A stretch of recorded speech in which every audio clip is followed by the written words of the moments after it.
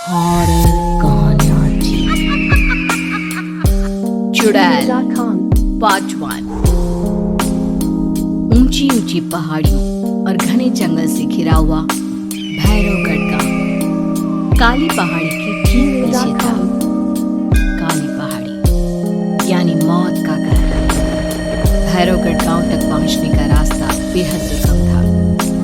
लगभग 24 घंटे घने तूफान और तेज हवाओं की वजह से वहां के वीराने माहौल की कहानियां लोगों के दिलों को दहला देती थी। ऐसे बहुत कम लोग थे जो भैरवगढ़ गांव तक जाने की हिम्मत करते थे। लोगों का कहना था कि इस गांव के आसपास बुरी आत्माओं का साया मंडराता है।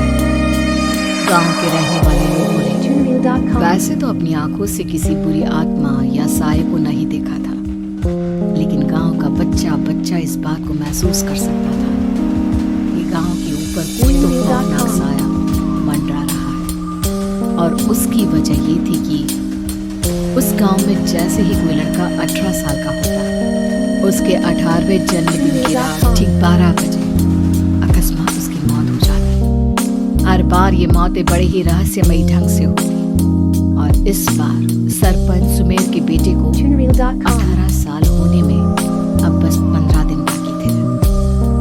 अजी सुनते हैं, हमारा बेटा भी कुछ दिन बाद 18 साल का हो जाएगा।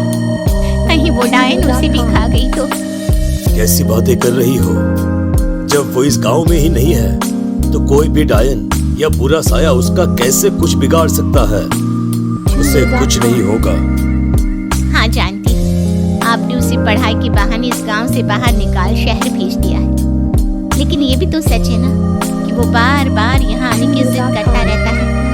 वो चाहे कितनी भी जिद कर ले जानकी, पर मैं उसे इस गांव में कभी वापस नहीं आने दूंगा। मैं नहीं चाहता कि गांव के दूसरे लड़कों की तरह मेरे बेटे की भी अजीबोगरीब ढंग से मौत हो जाए।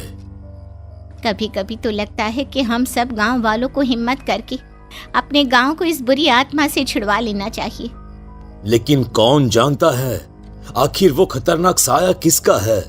वो काली आत्मा कौन है जो रातों रात हमारे गांव के लड़कों को निगल जाती है? सुमेर और जानकी जब ये सारी बातें कर रहे थे तब रात के लगभग 10 बज चुके थे और हर रात की तरह भैरवगढ़ गांव एक भयानक काले तूफान की आगोश में था। बाहर चल रही तेज हवाएं और बारिश के बीच कभी कभी ऐसा लगता जैसे कोई बुरी तरह से चीख रहा है।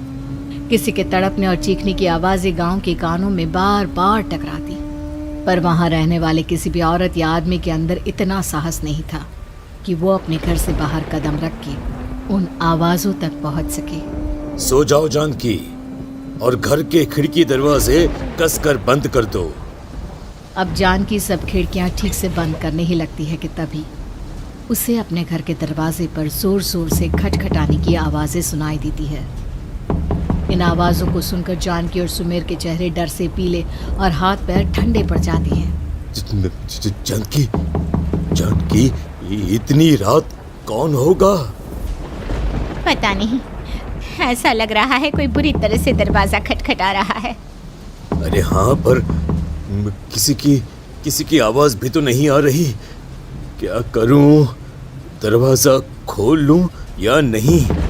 कहीं ऐसा ना हो कि किसी को हमारी मदद की जरूरत हो। लड़खड़ाते कदमों से सुमेर दरवाजे के करीब जाता है और अपने कान को दरवाजे पर रख धीरे से आवाज देते हुए पूछता है, कौन है? कौन है वहां? तभी एक बेहद डराने वाली आवाज उसके कानों से टकराती है। दरवाजा खोलो, दरवाजा खोलो, वरना आज की रात इस गांव में कोई जिंदा नहीं बचेगा। मैं जानती हूँ तुम्हारा बेटा 18 साल का होने वाला है। अगर उसकी जान की जरा भी परवाह है तो दरवाजा खोल दो। इस आवाज को सुनते ही सुमेर घबराकर पीछे हट जाता है और जानकी को पूरी बात बताता है। कहीं वो डायन हमारे घर तक तो नहीं पहुंच गई? अब हम क्या करेंगे? मुझे दरवाजा खोलना ही होगा जानकी। मेरे पास अब कोई रास्ता नहीं है। इतना कहकर सुमेर डर से अपनी दोनों आंखें कसकर बंद करता है और कांपते हाथों के साथ झटके से दरवाजा खोल देता है। तभी किसी के जोर से हंसने की आवाज सुमेर और जानकी को सुनाई देती है। उस आवाज को सुन दोनों दरवाजे की तरफ देखते हैं और सामने अपने बेटे राहुल को खड़ा देख दंग रह जाते हैं। राहुल के हाथ में उसका मोबाइल होता है जिसमें से वो आवाज बज रही थी। ये क्या मजाक है? और तू यहाँ, तुझे मना किया था ना गांव में आने को, समझ में नहीं आता क्या? 18 साल का होने वाला है तू। माँ, आप लोग भी पता नहीं किन अंधविश्वास भरी बातों पर भरोसा करते हैं। क्या मैं अपने घर नहीं आ सकता? आप लोगों से नहीं मिल सकता? देख बेटा, हमने तुझे किसी वजह से ही इस गांव से दूर रखा था और यहां आकर तूने अच्छा नहीं किया। चल, मैं तुझे अभी के अभी वापस शहर छोड़कर आता हूं। ओफो पापा, आप बेकार की बातों से परेशान हो रहे हैं। बाहर इतना तेज अंधड़ तूफान चल रहा है, कहीं जाने की जरूरत नहीं है। मैं बस आप लोगों से मिलने आया हूं, कुछ दिन रहकर चला जाऊंगा। दिमाग खराब हो गया है इस लड़के का, नहीं जानता कि इस गांव में ये सुरक्षित नहीं है। किसने कहा था तुझे यहाँ आने को? ये आवाजें सुन, बाहर से जो आवाजें आ रही है तुझे सुनाई नहीं देती क्या? अरे माँ, जब जोर से तूफान चलता है, तेज हवाएं चलती हैं, तो इसी तरह की आवाजें आती हैं। ये बहुत नॉर्मल है माँ। नॉर्मल होगी तेरे लिए बेटा। 4 दिन शहर में पढ़कर आया है तो अपने माँ बाप की बात नहीं मान सकता। माँ, मुझे अभी बहुत जोरों से भूख लगी है, पहले कुछ खिला दो, और रात भी बहुत हो गई है। हम इस बारे में कल बात करते हैं, ठीक है? राहुल के वापस आ जाने से जानकी और सुमेर की आंखों की नींद उड़ गई थी। खाना खाने के बाद राहुल तो अपने बिस्तर पर जाकर सो गया, लेकिन जानकी और सुमेर पूरी रात उसके कमरे के बाहर पहरेदारी करते रहे। उन्हें पल पल इसी बात का डर था कि कहीं उनके बेटे को कुछ हो ना जाए। रात बीतती है, सुबह का सूरज निकलता है। अब जैसे ही वो राहुल को नींद से जागते देखते हैं तो उन दोनों के दिल को सुकून मिलता है। अरे माँ, पापा, आप अभी तक यहीं बैठे हैं? क्या पूरी रात सोए नहीं? जिनकी जवान बेटी की जान को खतरा हो, उन माँ बाप को नींद नहीं आती बेटा। अब तो वापस शहर चला जा। देखो माँ, मैं किसी जरूरी काम से इस गांव में आया हूं, और वो काम पूरा होने के बाद मैं खुद यहां से चला जाऊंगा। काम? गांव में तेरा क्या काम है? पापा, मैं बचपन से ही इस गांव के बारे में बेहद डरावने किस्से सुनते आया हूं, इसीलिए अब मैं उन्हीं किस्सों के ऊपर डॉक्यूमेंट्री फिल्म बनाऊंगा। रिसर्च करना चाहता हूं कि आखिर सच्चाई है क्या। हे भगवान, लो जी, सुन लिया, और भेजो इसे पढ़ने के लिए शहर।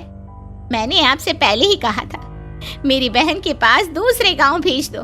ना ये शहर जाता और ना उल जुलूल की बात इसके दिमाग में आती।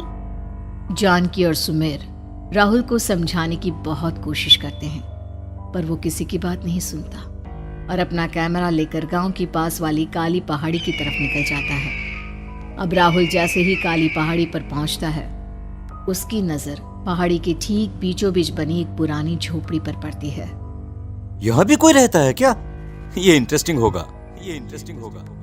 राहुल की आवाज पहाड़ों से टकराकर उसके कानों में सुनाई दे रही थी। उसने चारों तरफ का नजारा देखकर वहां की तस्वीरें अपने कैमरे में उतारना शुरू कर दिया। तभी अचानक राहुल ने अपने कैमरे में खींची हुई तस्वीर को जूम करके देखा, और उसमें उसे जो नजर आया वो देखकर राहुल के होश उड़ गए। क्या सचमुच उस गांव के ऊपर किसी बुरी आत्मा का साया था? क्या राहुल की जान बच पाएगी? क्या देखा था राहुल ने उस फोटो में जिसे देखकर वो दंग रह गया? इन सवालों के जवाब जानने के लिए देखिए इस कहानी का अगला भाग।